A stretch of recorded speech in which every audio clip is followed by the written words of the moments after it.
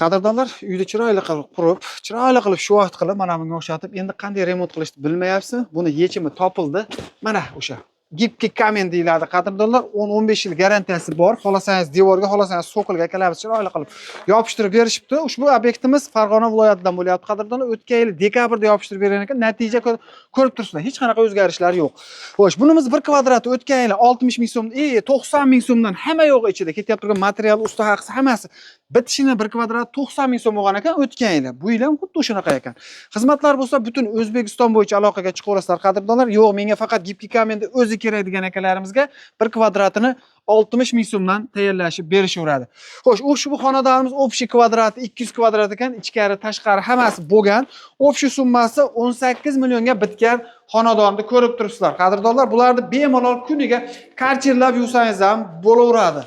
Ya'ni chang-pang bo'lib ketadigan bo'lsa, siz xohlagan fasonda, xohlagan rangda akalarimiz chiroyli qilib tayyorlashib, butun O'zbekiston bo'yicha yopishtirib berishaveradi.